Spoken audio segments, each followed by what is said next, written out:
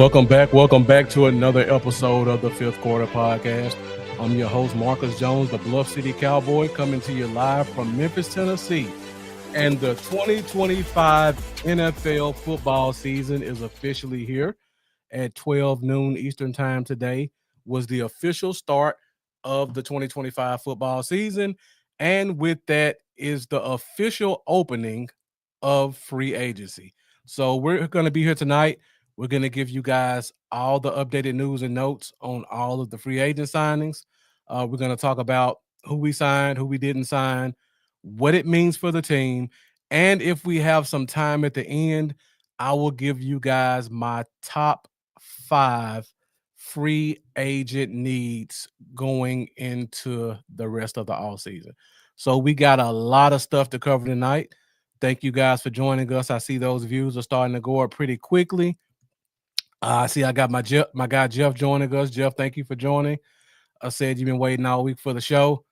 We definitely got a lot to discuss, so I'm looking forward to seeing what you guys think. So, as you guys know, this show is fueled by the Fifth Quarter Nation. So, make sure you get in those comments. Let us know who you are, where you're watching from. Let us know your thoughts on free agency, what moves you liked, what moves you didn't like. If you have any questions about what they did, why they did something, or about a particular player, put it in the comments. We are an interactive show, and we are fueled by the fans. So before we get started, I see we got quite a few people joining us on the DC4L Facebook group. So if you guys are watching and you haven't joined the DC4L group, make sure that you guys go on Facebook, find DC4L. Ran by Amanda Foster, as well as a great admin team, which includes myself. A lot of great dialogue, always up to date on active Cowboys news. We don't post clickbait, so whatever you see is going to be a legitimate story. A lot of great conversation from a lot of knowledgeable Cowboy fans. If you watch this show, you will see a lot of the guys who comment in the Facebook group also commenting on here. A lot of prizes, a lot of giveaways. And you just never know what else you'll see in the DC4L Facebook group. We got a lot of current and former players kind of watching behind the scenes. So you guys' voices are being heard if you are part of the DC4L Facebook group. We get messages all the time from players, family members of players, people that work in the Cowboys organization. Not the front office yet, but people who do work in the Cowboys organization. Media members, things like that. So they are watching that group. So make sure you guys join that group, give us your input, and let us know what you guys think about all things Dallas Cowboys. If you haven't done so already, go to YouTube also, find the DC4L group on YouTube, hit that subscribe button, hit that bell, help us on our path to 1,000. And also, if you haven't done so already, make sure you go to Bluff City Cowboys. It won't take but 1 second. Go to bluffcitycowboys.com/YouTube. Go to youtube.com/Bluff City Cowboys. Hit that subscribe button. Help me to get to 1,000 subscribers. Also, I'm going to put my my YouTube link in the comments. So at some point during the show or after the show, hit that link, hit that subscribe button. I would greatly appreciate it. And one last bit of housekeeping before we get started on the show. I don't know if you guys know my schedule, but Wednesdays are extremely hectic for me. But it's my favorite night to go live. Seems like most of the activity with the Cowboys happens on Tuesday. So I don't want to wait till Thursday and Friday and miss too much. So I always choose Wednesday for my live day. But because of that and how busy I am, I'm never able to share the broadcast. So if you guys could, please share this broadcast. Share it to your personal page. Share it to your favorite Dallas Cowboys Facebook group. Help us to spread the word about the Fifth Quarter Podcast and all of the great stuff that we talk about on a weekly basis. Because there are a lot of podcasts out there who are just going to give you hot takes and try to invoke emotions and not give you what's actually going on. We try our best to give you guys all the latest all the most accurate information we can at the Fifth Quarter Podcast, and we feel like that's something that needs to be spread around Cowboys Nation. All right, guys, so let's go ahead and get into it. Like I said before, this is the official start of the regular season, and there's been a lot going on in free agency. For you guys who watched the show last week with Amanda, I told you guys that the Cowboys were going to be unusually active in day one. Last week's show, and you guys can go back and watch it to see that I'm not just making this up.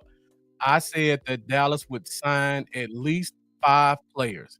I even gave you guys the positions. I said defensive end, defensive tackle, nose tackle, corner, running back, and wide receiver.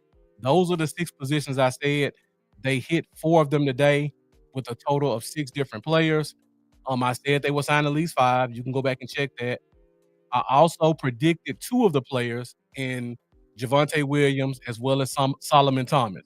So, like I said before, if you guys want to get that accurate information about Dallas Cowboys football, keep coming right here to the Fifth Quarter Podcast. So we got a lot to uncover today. So let's go ahead and get into it. Let's get in these comments really quick. I already talked about my guy Jeff. We got Alvarado Herrera joining us. Diehard Cowboys fan, thank you for joining. I just talked about wide receivers. You said we need to sign Kupp and Diggs. We'll see what happens with that. Let's go through some more comments. Sam Perez been joining us a couple of times. So Sam, thank you for coming back. You make a great point. Diggs is hurt all the time and a drama queen. Early in the offseason, even going back to the regular season, Amanda and I both predicted that we may see Stephon Diggs here because of his desire to play with his brother. Both of their desires for their mom to see both of them play on the same teams, as well as the injury that he sustained, completely diminishing his value so that he would be an easy sign for the Cowboys.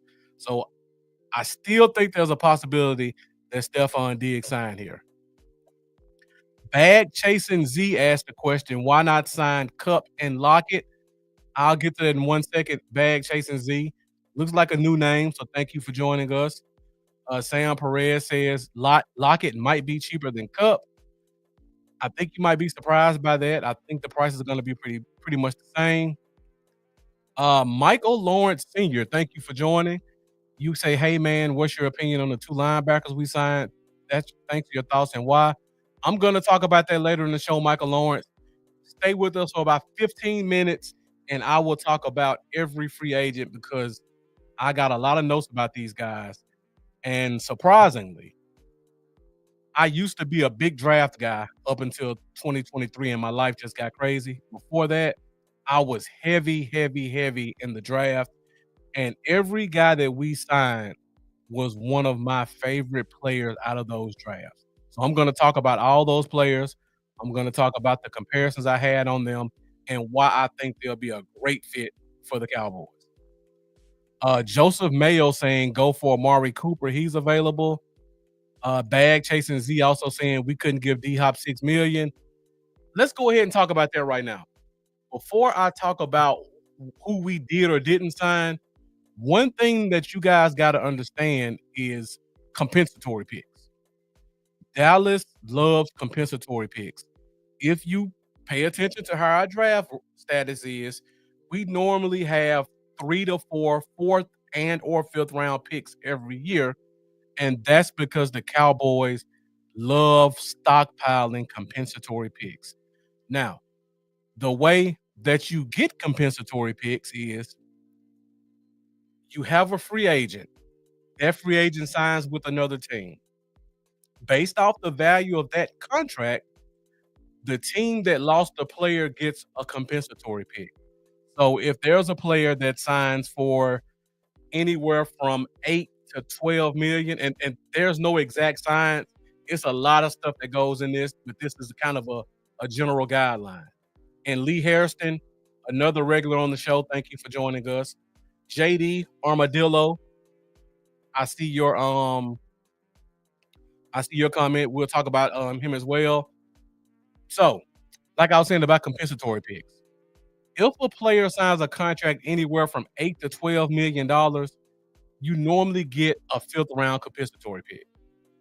If a player signs for 12 million and up, 12 million to, let's say, 18 million, you're going to get a fourth round pick. If a player signs for 20 million and up, you're going to get a third round pick. So what Dallas likes to do is they have a bunch of free agents. If they don't sign them back, when those players sign contracts elsewhere, the team gets a compensatory pick. So far, we're going to get a fourth round, probably a fifth round pick for Jordan Lewis. We're probably going to get a fourth round pick for DeMarcus Lawrence. We're probably going to get, who else was a big signing? We're probably going to get another fifth round pick for Chauncey Golston. So right now, we're going to get 3 compensatory picks. Now, here's where all the guys you guys are mentioning in the comments come into play. You get a compensatory pick for every player that you lose to another team. The reverse to that is, if you sign a free agent, an unrestricted free agent, that player counts against the compensatory picks that you've acquired. So if we sign someone who's an unrestricted free agent, those 3 compensatory picks I just talked to you guys about, we lose one. You sign a guy, you lose another one. You lose another one. So right now, we have roughly 3, maybe 4 compensatory picks, depending on what Rico Dowdle's contract looks like when it's all said and done, that we have for 2025. If we sign an unrestricted free agent like Tyler Lockett, or somebody just mentioned another player, a safety. Somebody just mentioned a safety. I can't remember who it was. Javon Holland. If we signed a player like a Javon Holland or a Tyler Lockett, who's an unrestricted free agent, we lose compensatory picks. Dallas hates losing compensatory picks. The only way a team can sign a player,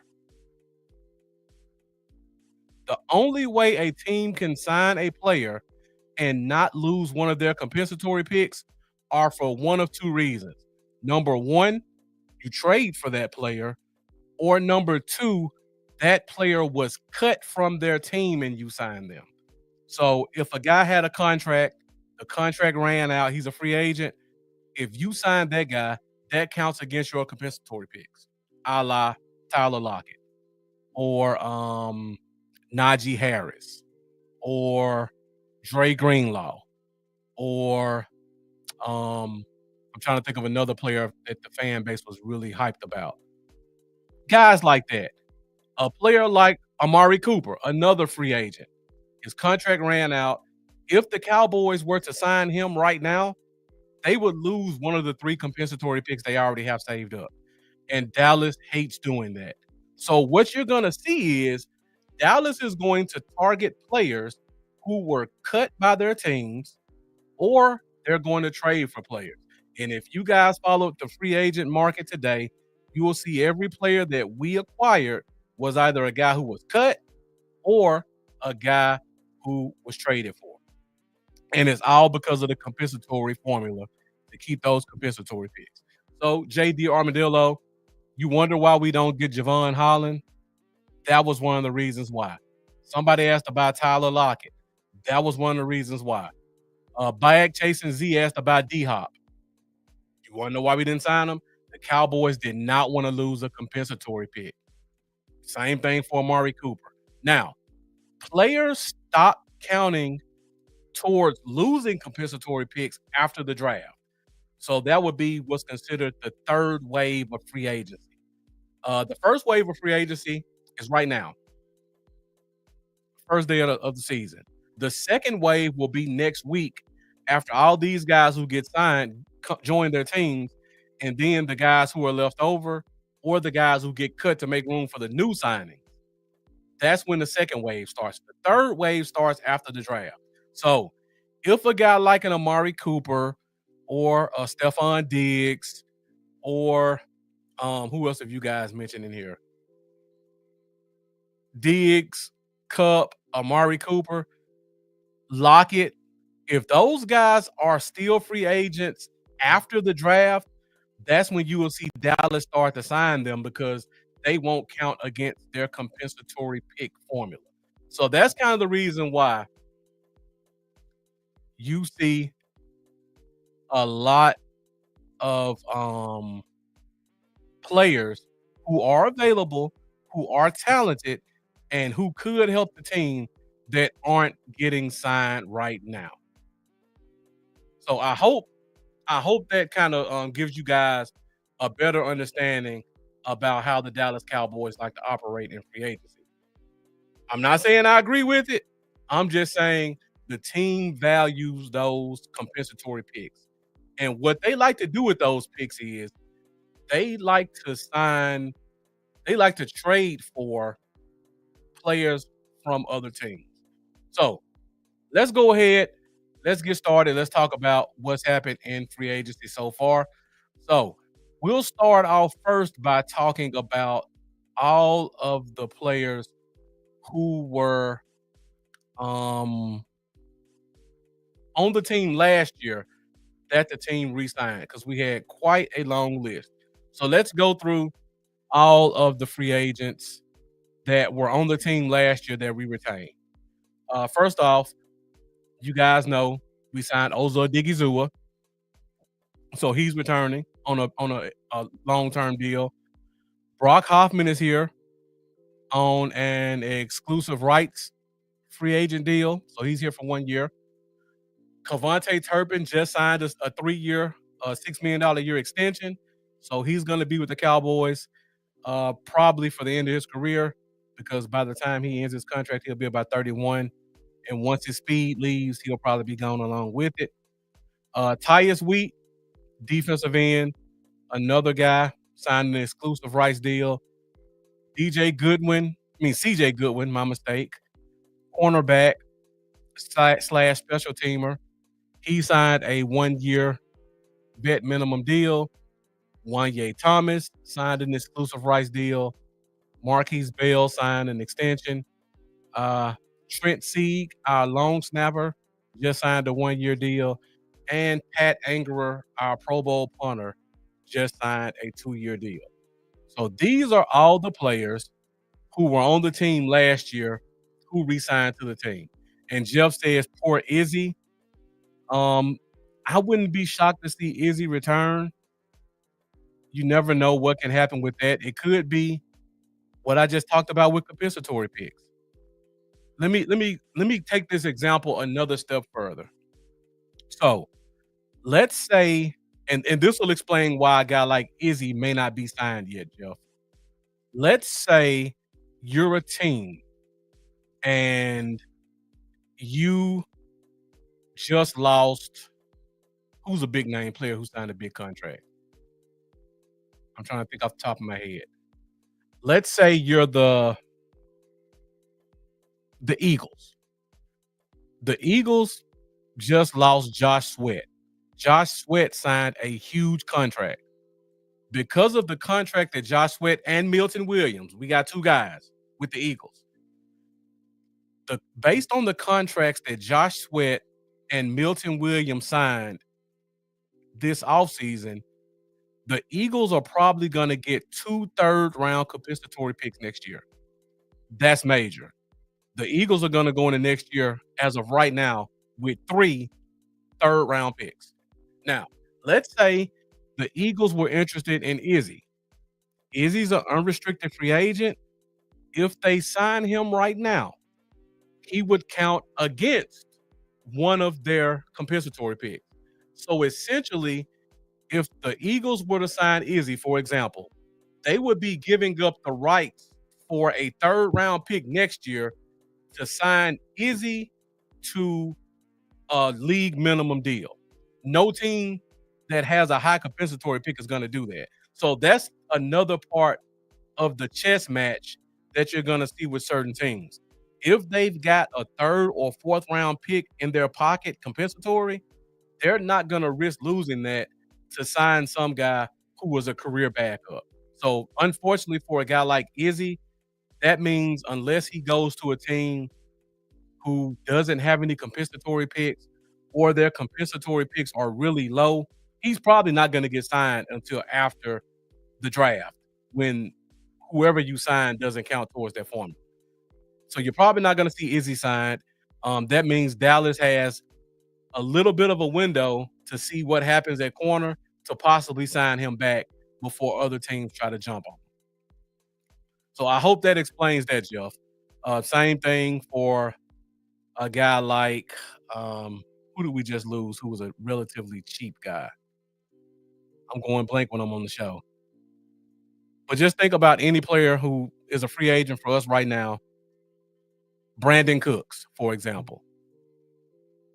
If Brandon Cooks was a guy who was capable of being a legit number one or number two receiver, if a team had a fourth or fifth round compensatory pick, they may say, you know what? I like Brandon Cooks. He can contribute to this team. I'm gonna say screw that compensatory pick, excuse me, and I'm gonna sign him. Carl Lawson, another good example. But let's say a team has a fourth round pick. No team would trade a fourth round pick for Brandon Cooks right now. So why would they give up a fourth round compensatory pick to sign him? Because of that reason, unless there's a team who doesn't have any compensatory picks, Brandon Cooks is probably not going to get signed to after the draft. So I hope that kind of answered the question, guys. You're going to see a lot of big names who are out there, a lot of veterans who may have a little bit left in the tank. They probably aren't going to get signed until after the draft because teams who have compensatory picks are not willing to give them up to sign these guys as free agents right now. All right, so we just talked about the players who were on the team who re-signed contracts. We're at 23 minutes. I see the views are still going up.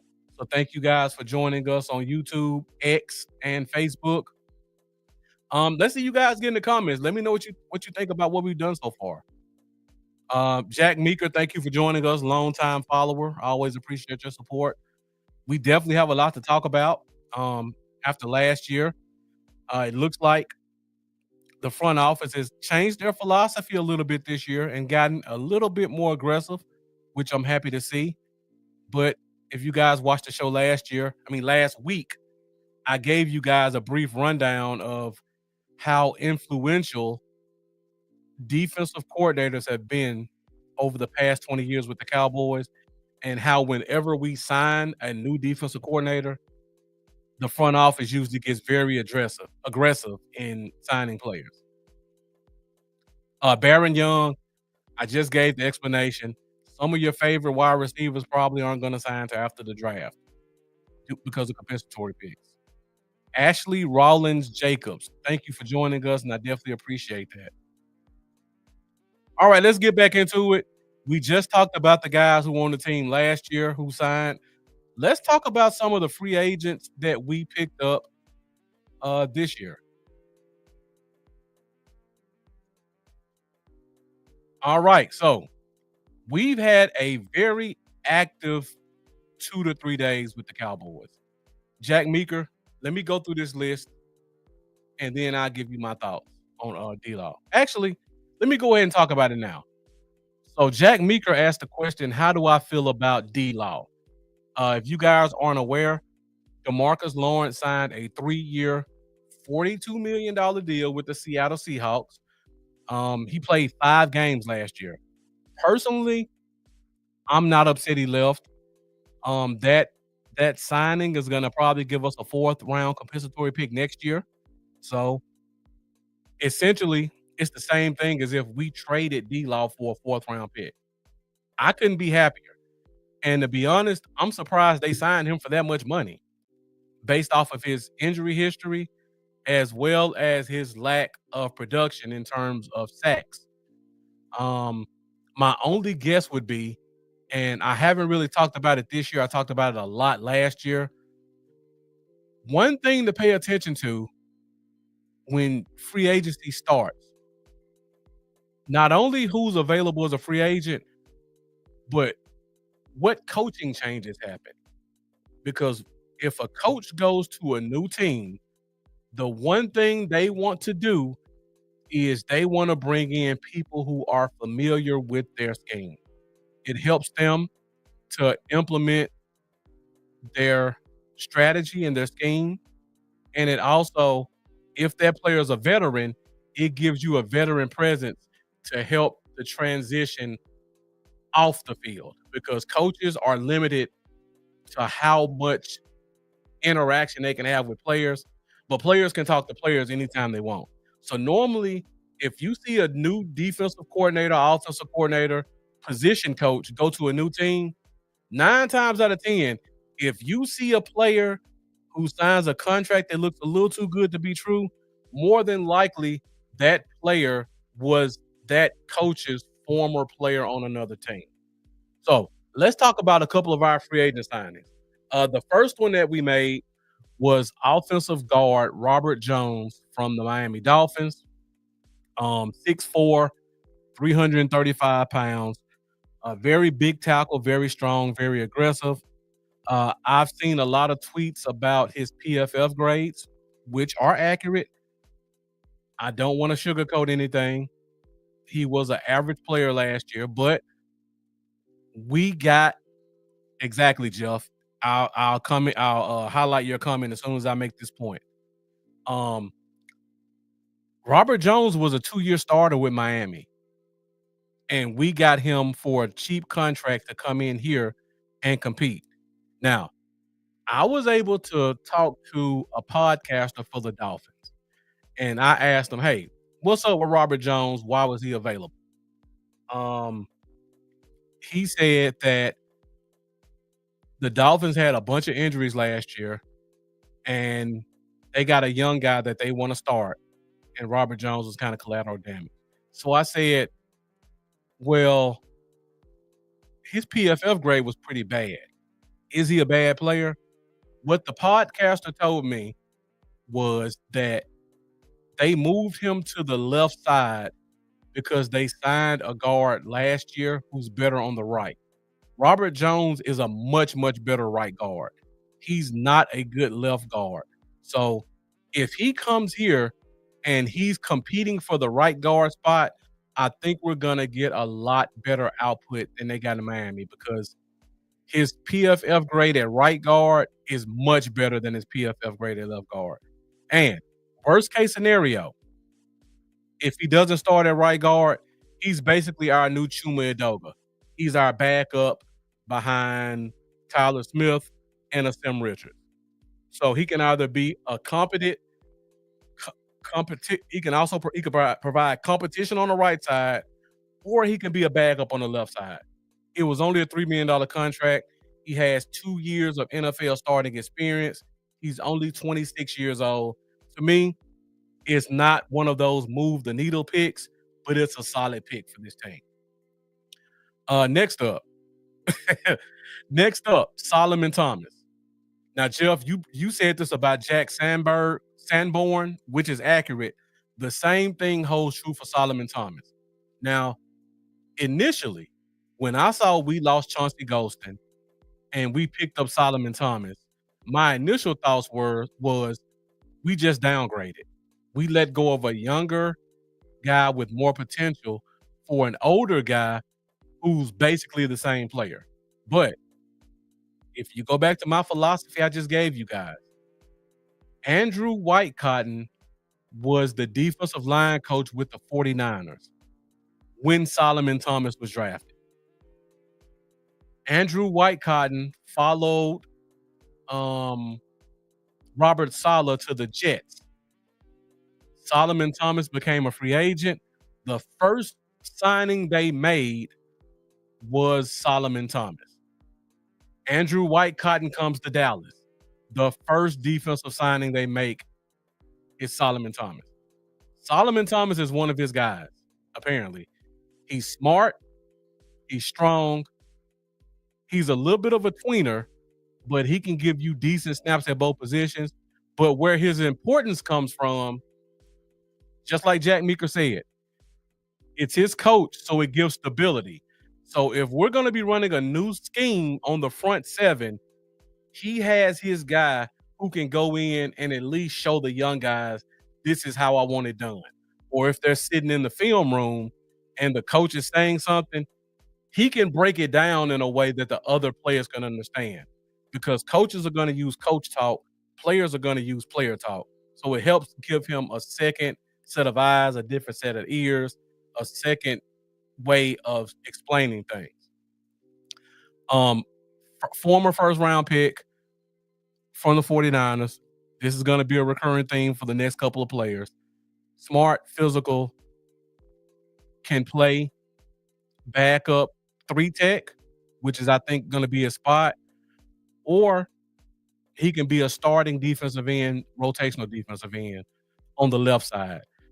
If we bring in that NASCAR package, which we're probably going to see a lot of under Marinelli on 3rd and long, Solomon Thomas can step in and be your nose tackle in a NASCAR package because he's that strong. He's a relatively small guy, but he's extremely strong. I think he put up like 36 on the bench press at the combine at 295. So Solomon Thomas is a coach's signing. The next player, Patrick Turner. Patrick Turner, former first round pick of the Saints. One of my favorite defensive ends coming out of that draft. I hate to put comparisons on him because I know people are gonna kind of take him and run with it. But when he came out, he reminded me a lot of. I'm trying to think. I just went blank. What's the name of the defensive tackle that we had in Dallas who basically smoked his way out of the league?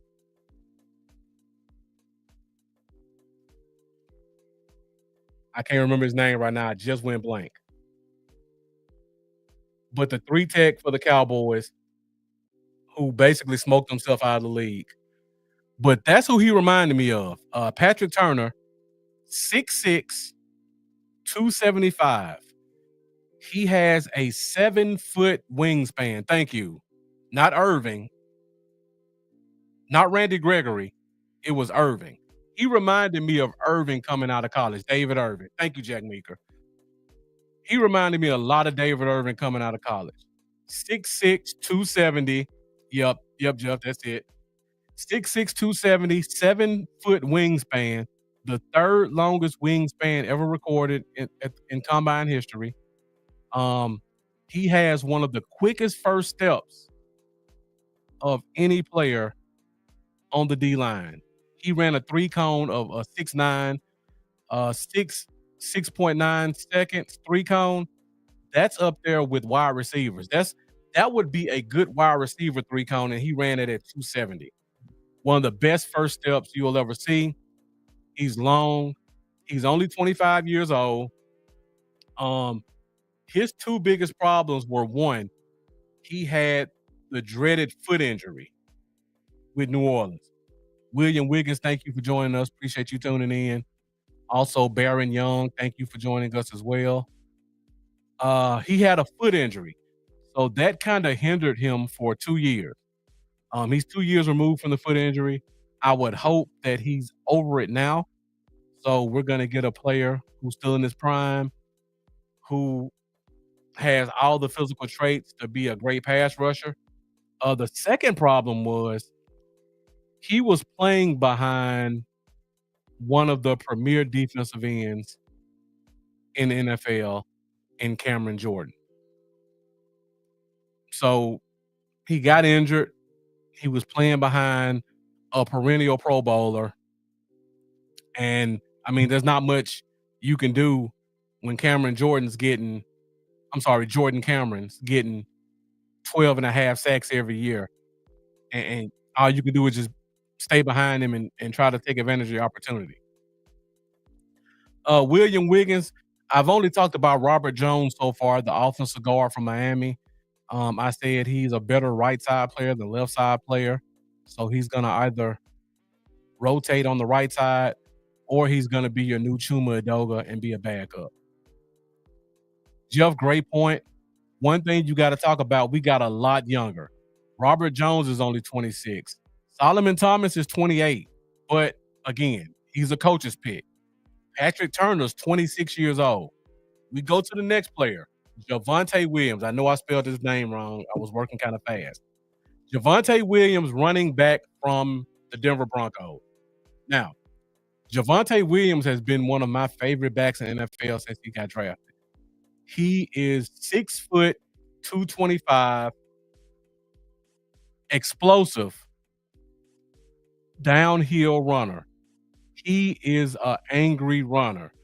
He always likes to deliver punishment when he runs. He's hard to bring down with arm tackles.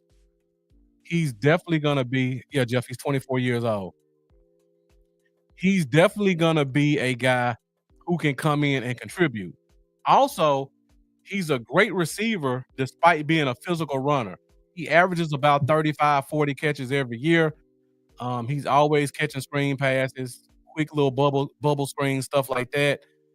Just like Jeff said, he refuses to go down. He's not going to be our number one running back. I want to reiterate that. This was a fill the roster out guy. We don't have any running backs on the roster. You don't want to go in the draft with the cupboard being completely bare. So you sign a guy who's a great inside runner. We're going to run an inside zone. So Javonte Williams fills that role. He's only 24. He has a lot of potential. Now, I've heard a lot of Cowboys fans, for some reason, saying, well, he's washed and he's only done X, Y, Z. Let's take a trip back 1 year ago. Rico Dowdle was going to be given an opportunity. At the time, Rico Dowdle was 26 years old. Rico Dowdle had a career 200 yards rushing. Behind this offensive line, which has not changed much from last year's offensive line, Rico Dowdle had 1,000 yards rushing. Now, I want somebody to explain to me why a running back who's as explosive, if not more explosive, who's 3 years younger, and who has 4 years of NFL experience and probably had 5 times the amount of rushing yards that Rico Dowdle had. Why can't he be successful? I just don't get it. No, Jack Meeker, he's going to be your running back 2, or he's going to be your start of the season transitional running back 1. I don't think he's going to be your starting running back by the end of the year. He's definitely going to go into training camp being your running back 1 because the Cowboys always let veterans be the starters in training camp. Eventually, whoever we're going to draft, and we're definitely going to draft a running back. I would be shocked if we didn't. Whoever we're going to draft is going to overtake him. But if they can't, Javonte Williams is more than capable of being a serviceable running back, better than any back we had on the team last year. I'm confident in saying that right now. The kid is a tough runner. He's hard to bring down. He's great at an inside zone, and he's good catching the ball out of the backfield. So let me just go back real quick. A couple of weeks ago, we did a coaches show, and I talked about what our coaches are going to look for in a running back. I said versatile backs. Now, he doesn't have the wide receiver background, but he's one of the better catching running backs in the NFL. He's definitely explosive, and he's a quick processor in finding gaps on the inside. So Javonte Williams checks all these boxes. That's why I said last week he would probably be one of the first running backs we signed, and he's definitely going to be a good transition back for us this year. Hampton is from North Carolina, Baron Young, the same as Javonte Williams. Hampton, in my opinion, is a better version of Javonte Williams. So if you think Hampton's great, Javonte Williams is good. Pretty much the same guy. Jack Meeker said, "I thought for sure we would have brought in the Arizona guard." I don't know if you caught the show late, Jack Meeker, but I explained the compensatory picks. If you didn't get a chance to watch it, go back and watch the first 10 minutes. Essentially, the Cowboys right now have earned 3 compensatory picks.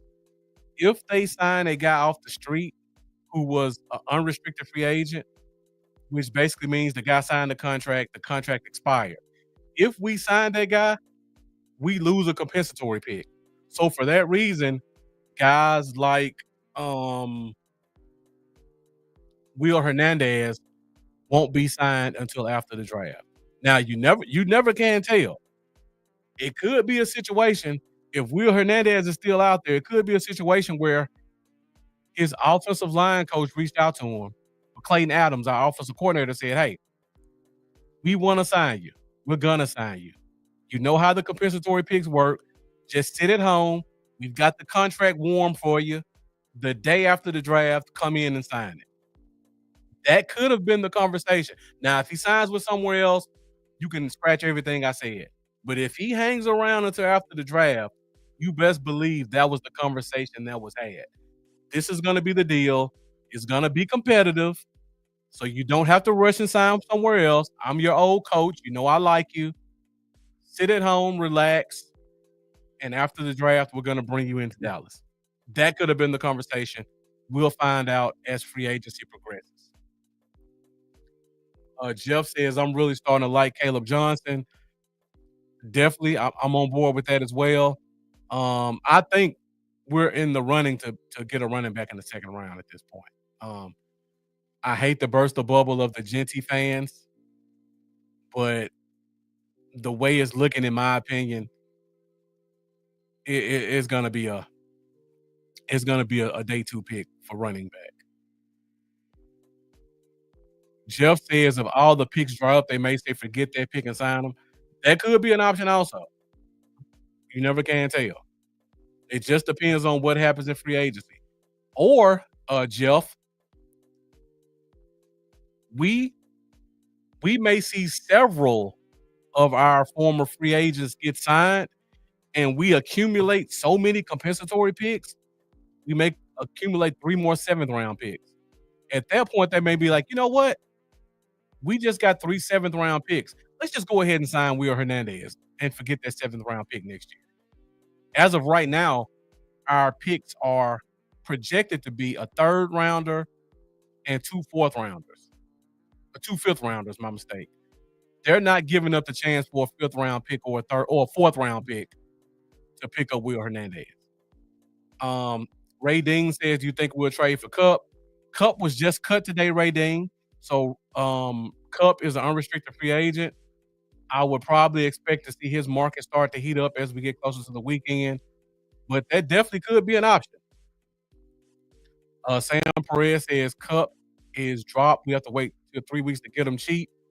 Now, because Cup was cut, he would not count towards the compensatory picks formula. So if Dallas did want to sign him, they could. My problem with Cooper Cup personally, number one, I feel like sometimes we as fans hold on to what a player did 4 years ago. Cooper Cup had an amazing 2021 season. Unfortunately, it's 2025. And since that time, Cooper Cup has not accumulated more than 800 yards receiving. Let me go check the stats just to make sure I'm speaking correctly. Give me 1 second. So, since 2021, the highest yardage Cooper Cup has had is 812 yards. That's what that's what Jalen Tolbert gave us last year. So I love the thought process. I like the name. Do we really want to pay 12 to $15 million a year for a guy who's giving us the production that we can get from Jalen Tolbert? That's number one. Number two, William Wiggins, you must be reading my mind or you pay attention on the show. He's a slot guy. Cooper Cup played the slot 70% of the time. CeeDee Lamb plays the slot 50% of the time. The math ain't mathing.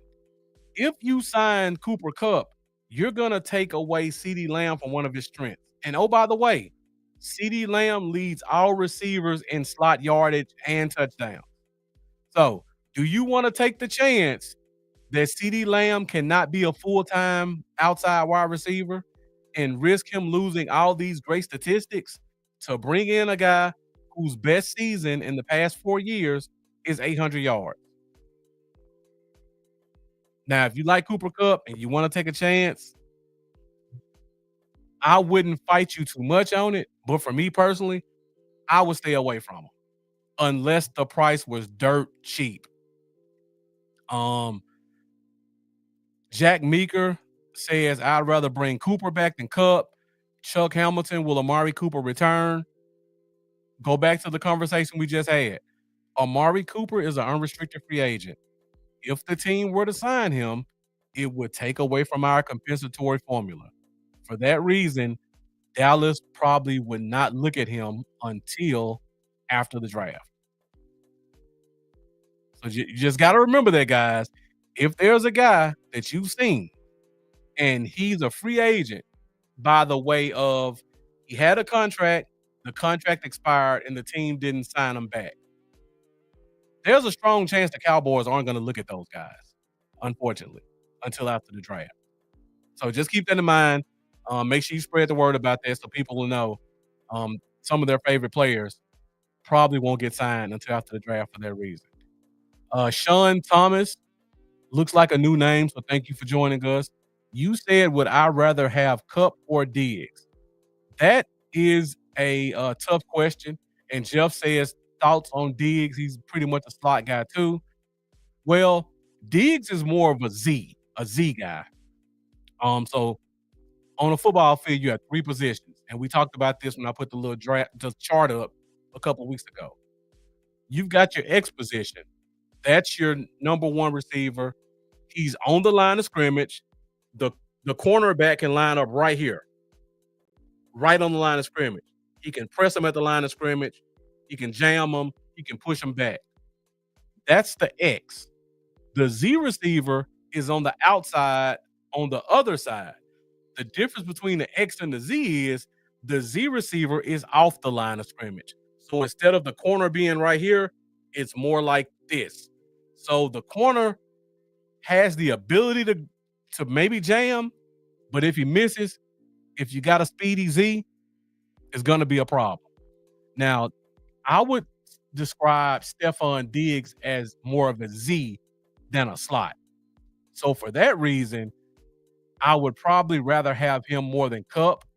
The only problem with Stephon Diggs is because he tore his ACL in the middle of the year, there's no guarantee that Stephon Diggs will be ready before October. So do you really want to pay, unless it's dirt cheap, do you really want to pay for Stephon Diggs and hope he comes back in October and hope he comes back healthy? Because if his brother is giving any indication about how he's training, there's a strong chance Stephon Diggs may not be ready this year at all. William Wiggins said, I'll give a seventh for Cooper or look into Diggs. Unfortunately, our compensatory picks right now are fourth. They're projected to be a fourth and 2/5. I don't think Dallas will give up a fifth. If for some reason another player gets signed that would give us a seventh or two to kind of give some cushion, just in case the formula doesn't come out like we expected, then I can see them making a signing. But if they're choosing between losing a fourth or a fifth to sign a guy, they're not going to do it. So you guys better hope and pray that Carl Lawson or Linval Joseph sign a contract for at least $5 million to add into that compensatory pick. Because if they can get some picks in the 7th round, they'll risk losing those to sign an Amari Cooper, but not straight up. Jesus, I agree about the locker room headache. Sam Perez, both Diggs are injury prone. I definitely agree with that. Jeff says we need an X. Stephon Diggs, when healthy, can give you some X production. That's another reason I would consider him. But Cup is a slot, 100%. I don't know if I want to bring that in. Um, Chuck Hamilton saying who we draft at 12. We're talking about X receivers right now. The best X receiver in college football last year was Ted McMillan out of Arizona. Personally, I think we need an X. If he's there, I think he's the guy. If he's not there, that's when we start looking after the draft when those compensatory picks are no longer available. And then I see us start to kind of search through the wide receiver position. And to be honest, I don't see a lot of guys who are available right now getting signed because there are a lot more teams with compensatory picks who don't want to risk losing them for some older veterans. So I think a lot of these guys that you guys are hoping are still available are still going to be available. Jack Meeker says, any faith in our trade from last year? I'm assuming you're talking about Jonathan Mingo that we traded for a fourth round pick. The jury is out on Mingo right now. Unfortunately, or fortunately, depending on how you see it, I think he's going to be given every possible opportunity to succeed. Take for that how you will. Last year, it was reported that one of the reasons that McCarthy and the Joneses fell out is because McCarthy refused to give him quality reps at the X position, and he kept playing Tolbert and Turpin and Flournoy. So that kind of a had an influence in McCarthy not being here. So we'll see. I think you have to play him because you traded for him. You got to see what you got, and he's a relatively young guy. Jeff said, now that Mike Williams is off the board, are there any X receivers out there or potential cuts? Off the top of my head, I would look at whatever team signed a wide receiver. So the Colts just signed Devontae Adams. Who's their X receiver? Is it Demarcus Robinson? I think he may have signed somewhere else already, though. So I would look at the Colts, not the Colts. I would look at the Rams. Uh, who else signed a wide receiver? The Ravens signed a wide receiver. They signed DeAndre Hopkins. DeAndre Hopkins is an X. Who's the Ravens X? Is it Rashad Bateman, former first round pick? He may be available for trade. He may get cut. If either of those two things happen, Dallas has already proven that's right in the wheelhouse of what they want to do. So pay attention to a possible Rashad Bateman to the Cowboys for a late round pick. Sam Perez says Washington with Debo. Well, Terry McLaurin is their X receiver. Debo's going to be the Z/slot, so he doesn't really affect them. Plus, the Commanders lost De'Ami Brown. So that kind of cancels them out.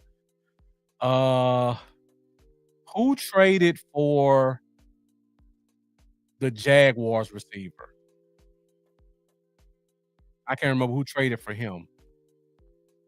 The Jaguars picked up a receiver too. So you have to pay attention to who the Jaguars have. DJ Chark is still out there. Mike Williams signed back with the Chargers. So whoever their ex was last year, you could pay attention to him. Okay. The Texans, their ex isn't going anywhere. Mike Williams signed with the Chargers. I think their starting receiver at the X signed somewhere else. Josh, the kid from University of Tennessee. I think he's already signed somewhere else. It's been a lot of moving parts. I'm kind of rambling right now. But if there's a team who just signed a receiver, off the top of my head, the Ravens definitely. Watch what the Ravens do. I know they just signed an X. I would pay attention to the Chiefs. I don't think they're done. I think Juju could be an X X receiver if given the chance. Pay attention to that. Pittsburgh. Pittsburgh just traded for DK Metcalf, and their receiver is probably one of the most disgruntled receivers I've ever seen in the guy they drafted 2 years ago named George Pickens from Georgia. Yeah, Jeff says Josh Palmer signed with Buffalo. That means Amari Cooper's probably not coming back because Palmer's their new ex. But George Pickens is a malcontent. I would pay attention to Rashad Bateman. I would pay attention to George Pickens. If we're looking for an X, those are the two that are at the top of my list that may make a move. Jeff says Demarcus Robinson signed with San Francisco. Pay attention to Jawan Jennings. They just drafted Ricky Pearsall last year. They still have Brandon Ayuk. They now have Demarcus Robinson. Jawan Jennings for the Niners is a name most fans don't know, but he's a quality receiver. He can play the X. I'm going to give you guys one more. The Green Bay Packers have a ton of wide receivers, and they're about a year away from all of those rookies being due deals. I could see Green Bay wanting to get rid of one of those receivers a year early. So if you like a Christian Watson, if you like a Romeo Doubs, both of those guys can play the X receiver to me. I think one of those guys may become available. So that's just a couple of names I threw out there. Do with it whatever you will. Now, Chase Juber saying DK and NFL Youngboy will be dangerous. I don't think he can handle having another superstar there with him, honestly, Chase. I think he's going to try to run his way out of the league. Run his way out of Pittsburgh. But yeah,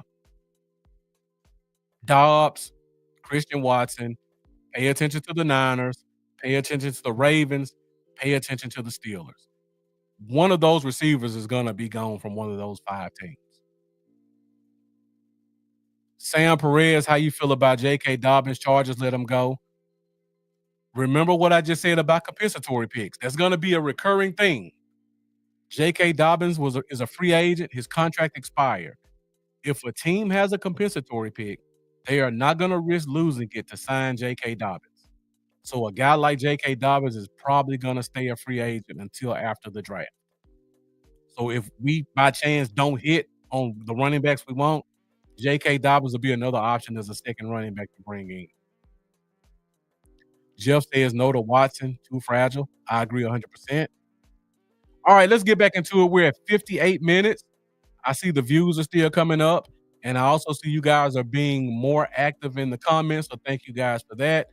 Sean Thomas asking, who would I select with our 12th pick? Well, for me, if we don't sign an X, I think we need an X, and Ted McMillan is the best X in the draft, so that would be my pick. Plain and simple. No need to give any further explanation. All right, so let's get back into it. Let's talk about some of the other free agents we picked up this year so far. So we just talked about Robert Jones. We talked about Solomon Thomas. We talked about Patrick Turner. We talked about Javonte Williams. Now, this is a name that Jeff brought up earlier. He says, i.e. Jack Sanborn.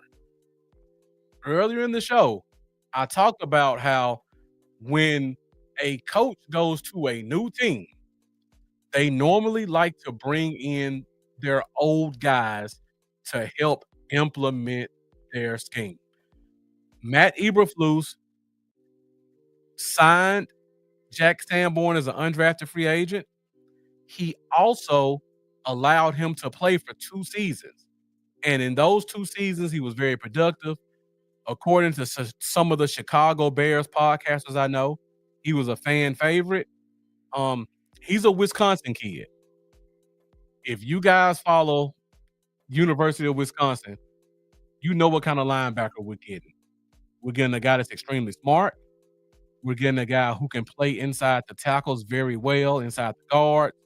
We're going to get a physical linebacker. We're going to get a very cerebral linebacker. The downside to that is we're not going to get a very athletic linebacker. But what he lacks in athleticism, he makes up for in intellect. And because Matt Eberflus is going to be implementing a new scheme that is very linebacker centric, what better way to help implement the scheme than bringing in what was probably his smartest linebacker from Chicago? So that's why Jack Sanborn's here. Again, in training camp, teams normally like to start off with their veterans until the young guys catch up. So Jack Sanborn is the type of guy who's probably going to start off training camp as your starting linebacker. He may even play week 1 of the preseason as your starting linebacker. Eventually, the cream's going to rise to the top. Some of these other linebackers we have that are better and more athletic are going to surpass him, but he's still going to be there as a veteran presence. This is not one of those home run signings that everybody wanted, but it's a very good pickup based off of us starting a new scheme, and we need a guy in the film room who can help teach the other players. To me, Jack Sandberg was a great pick. Now, these are the free agent signings. Now we're going to talk about 2 more picks that happened in terms of trades. And for me, both of these were A-plus signings, and both of them were completely unexpected.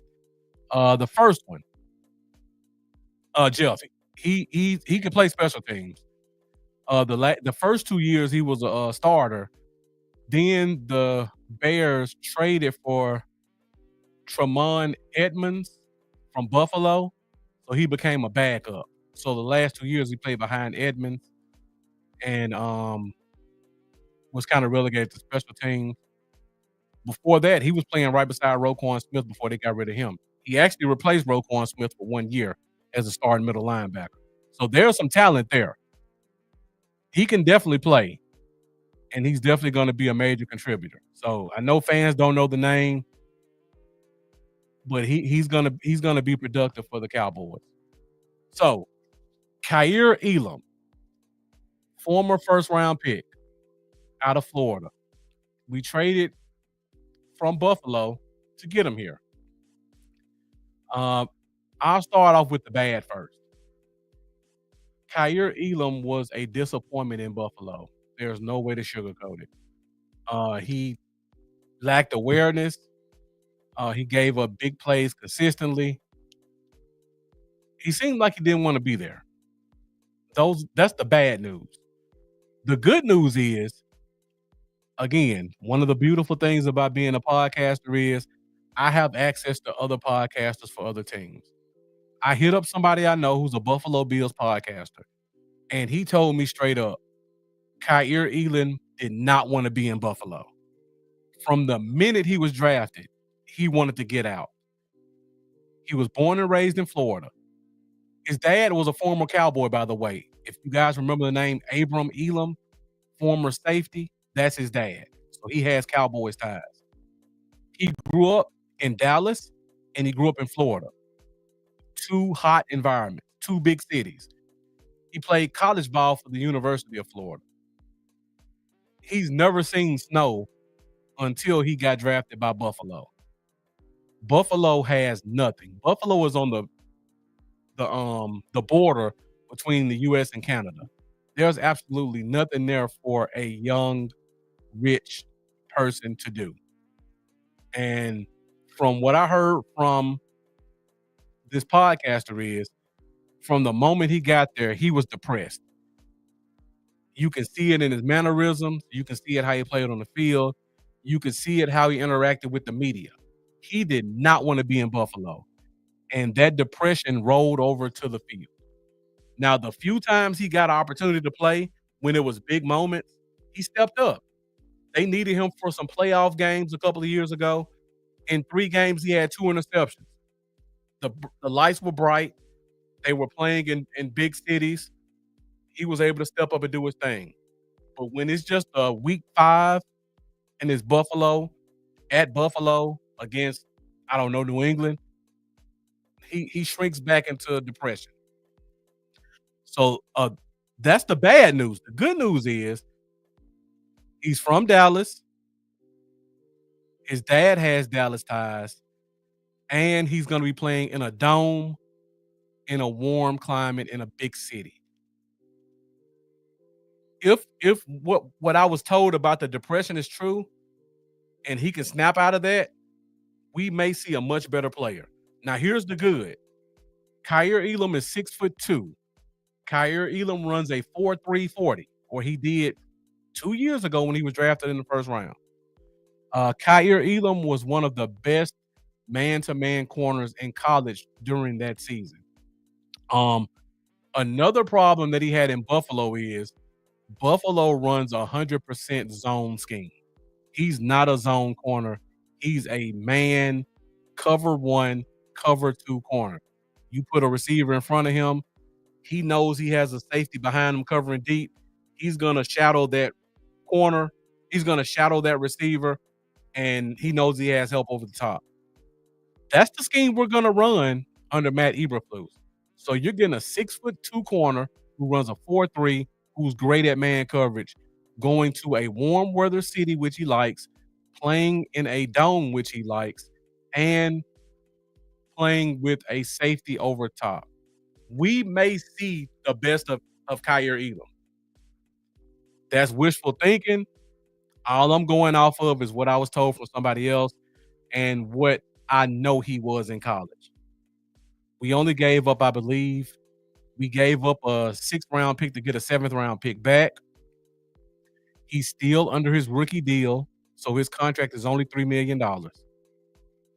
Worst case scenario, he gets cut next year, and we lose $3 million on what will probably be our 4th or 5th corner. But best case scenario, he taps into what he had in Florida, and he becomes a quality outside corner. Somebody just brought up something about Diggs. Sorry, there's a bunch of comments being made. Somebody brought up Jeff said day one starter. But yeah, he's an outside guy, 100%.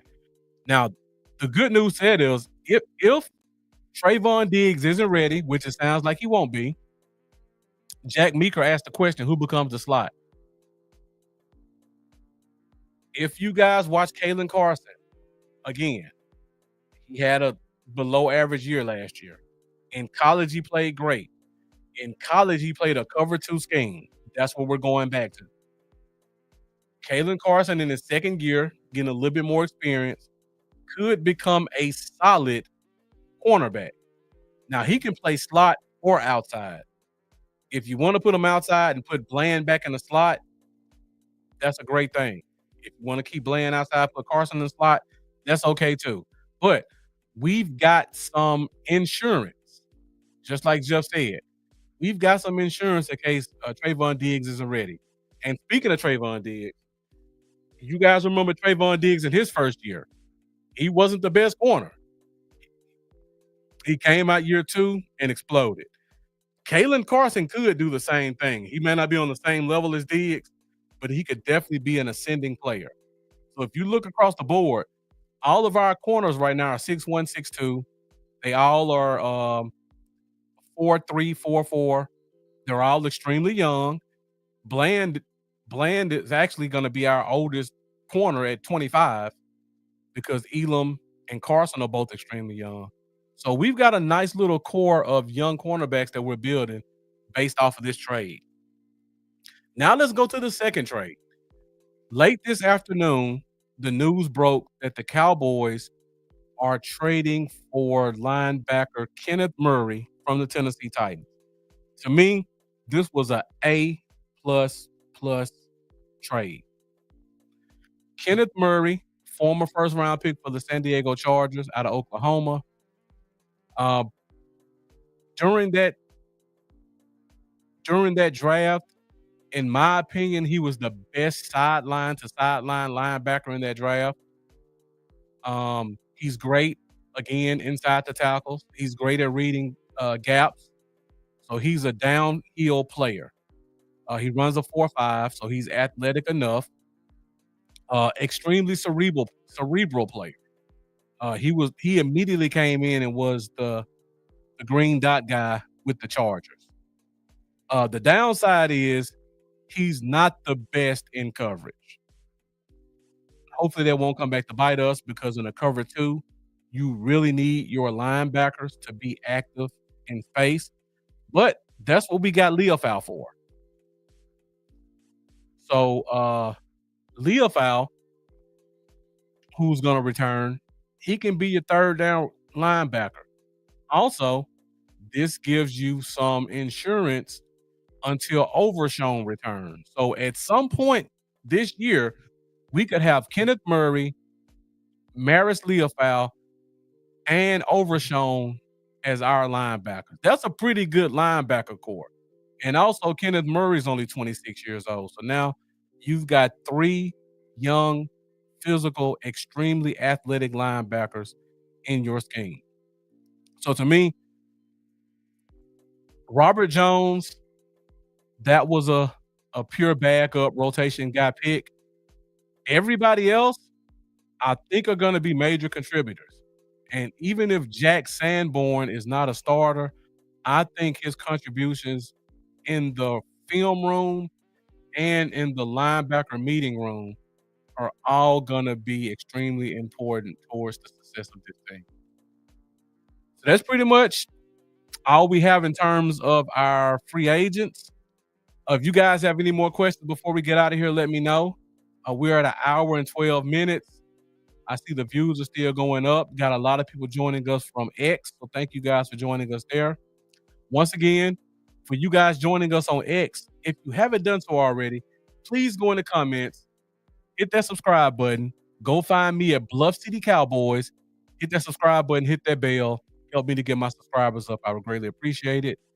Same thing for everybody watching at the DC4L Facebook group. This was a great show, hour 12 minutes. You guys really brought it with the comments. Great questions, great comments, great feedback. Murray was a really good trade. I see we got my guy Eric snuck in. Sorry I missed your comments, Eric, but thank you for joining us. Appreciate you tuning in. Let's see. Any other comments I missed? I think I pretty much hit all the comments. Jeff asked a question about a backup quarterback. Again, compensatory picks. We could re-sign Cooper Rush, but to me, the fact that we have not signed Cooper Rush, that tells me what I talked about with us. Somebody else out there is doing the same thing. It could be New Orleans.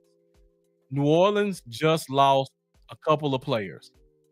So they could be Kellen Moore going to Cooper Rush saying, hey, we got this nice contract waiting for you. We'll match whatever offers you get. Just give them to us first. We can't sign you right now because we don't want to lose this compensatory pick. But after the draft, we're going to take care of you in New Orleans. That could be the reason why Cooper Rush has not signed a contract with Dallas or with anyone else because, honestly, he should be the number one backup quarterback in free agency right now. So pay attention to that. It's going to be a couple of other quarterbacks who become available. I think I saw something that said Zach Wilson just signed. Mac Jones just signed with the 49ers to be their backup. So that's another one. I think Zach Wilson may still be available. Daniel Jones just signed with the Colts. So whoever the Colts backup is probably going to be available. Let's see who else. What other quarterback signed? I don't think the Steelers have any quarterbacks right now, so they're going to be looking for a starter. The Raiders just traded for Geno Smith. They cut what's the quarterback's name? The Raiders just cut the dude that had the crazy mustache that was drafted by Jacksonville. I can't think of his name. Name escapes me. So the Raiders just traded for Geno Smith.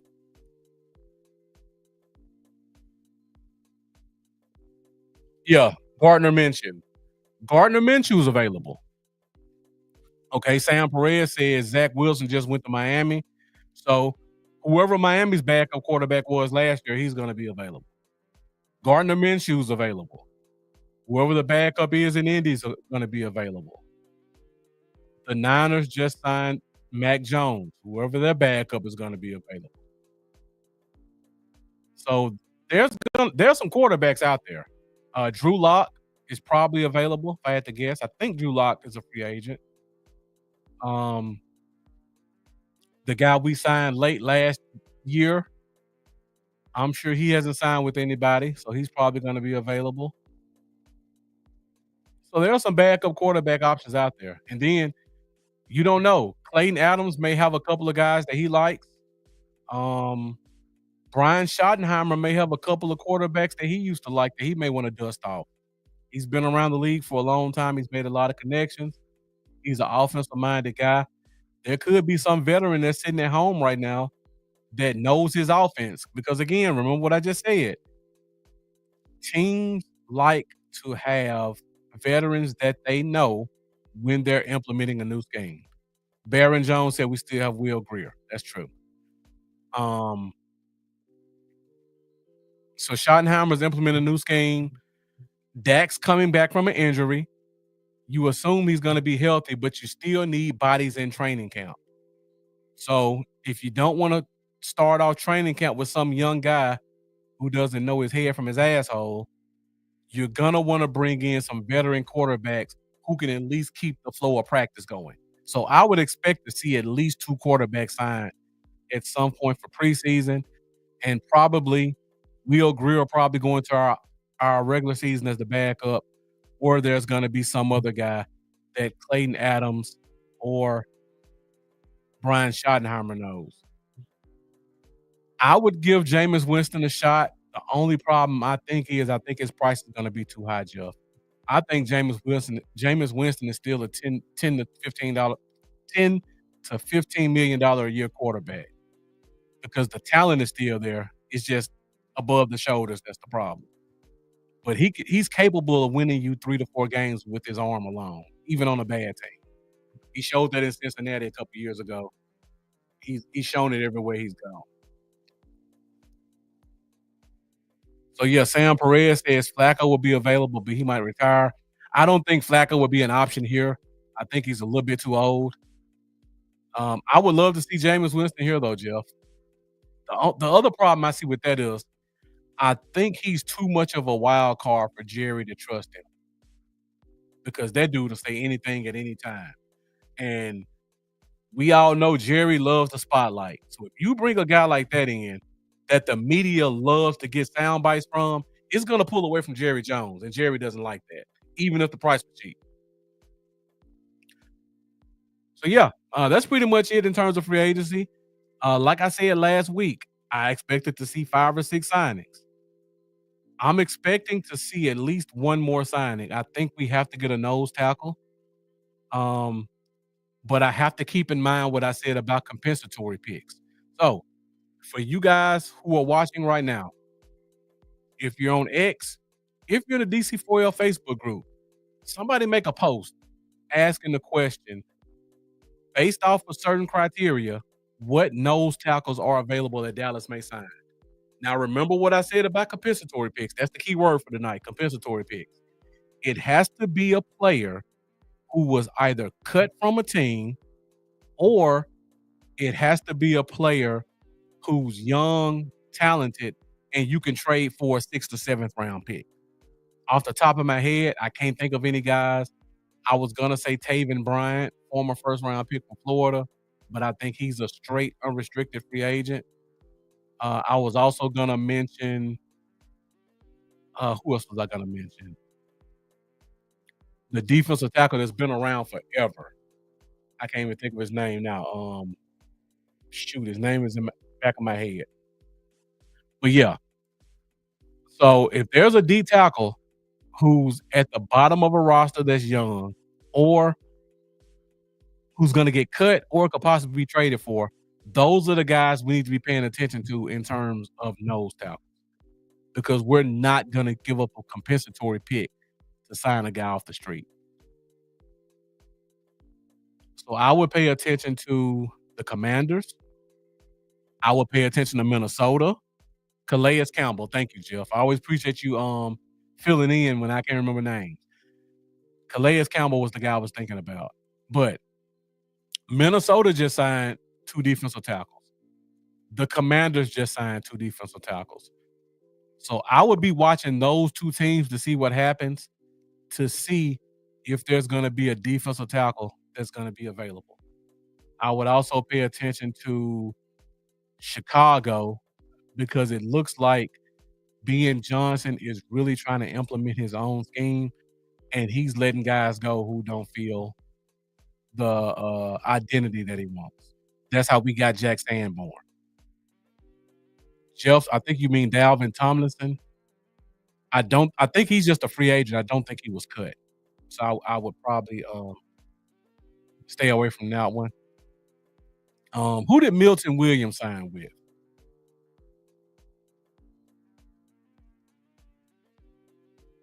Milton Williams signed with the Panthers. So the Panthers have Milton Williams. They already have Brown. Who's their third D tackle? That's another guy to pay attention to. Jack Meeker saying, could we get Vanilla Gorilla back? You're talking about the defensive tackle for the Commanders. Actually, I thought they would cut him last year, but he still hung on. But the player you're talking about is crap. How'd I lose his name? I know the player you're talking about, the player out of Arkansas. That's definitely a player that I would pay attention to. That we drafted a couple years ago, let him go. Washington picked him up. So that's definitely a good name. Chicago just signed a defensive tackle from Atlanta. So you definitely want to pay attention to Chicago. Right. Thank you, Jeff. John Ridgeway. So that's a couple of names to pay attention to just to see who's available. Because there's going to be some guys that get cut. And if they get cut or they're available for trade for a 6th or 7th round pick, you guys saw today the Cowboys are going to be all over that. All right, guys, that's pretty much all I have for today. We are at the first week of the regular season. We're about to slowly enter draft talk. So next week, we're going to talk about the 5 positions of need left on the team. So we're going to see who else the team signs. Then we're going to talk about the 5 positions of need. And then from there, I have several guests lined up to join us and talk draft. I guess I can say a couple of the names right now. So we got Professor O. I got a couple of my friends over from Star Game. Used to be Pick Six Sports. So Professor O is going to come in and talk to us about the NFL draft. He's going to talk about wide receivers and cornerbacks. Then we got Dom joining us at some point. He's going to talk running backs and defensive line. So if we don't draft a nose tackle, Dom is going to give us a lot of input about what we can expect there. I'm still working on getting BJ Nix. If you guys follow Nix, you guys know he's really doing his thing over there in Twitter. But I'm going to see if I can get him in, see if he can talk some offensive line. And that dude's just a wealth of knowledge. So I just may turn the mic off and let him go. So if I can get Nix, he's going to give us a lot of great input about the drafted players. And then I may do a special show where I bring all 3 of them back and we do a mock draft or 2. And that should lead us into the NFL draft at the end of April. I'll probably be doing more shows with other people than I will by myself on draft night. So be sure to find me on draft night to see who I'm with. And I'll try to get them to multicast it here so that you guys can join in. If I can't, I'm definitely going to try to bring a great guest in to join us as we go through the first 12 picks of night 1 and then we'll probably try to pick up on day 2 if possible. So we got a lot coming up leading into the draft. Make sure you guys continue to join us every Wednesday night at 8:30 Central Standard Time for the Fifth Quarter Podcast. You're gonna see a lot more of Amanda Foster. We got a lot of great giveaways to do, so there's definitely gonna be a lot in store for Cowboys fans. Once again, hit that like button. If you haven't done so already, make sure you subscribe. You can still share it, even though the show's about to end. We talked about a lot of great things. People need to understand what compensatory picks are, and they need to understand just how talented some of these guys are that we drafted. I got a couple more comments coming through. Let's see. All right, so that's pretty much it. Thank you guys for watching. As always, I appreciate your support. And let's go, Cowboys. Thank you guys. Let's see what happens in free agency.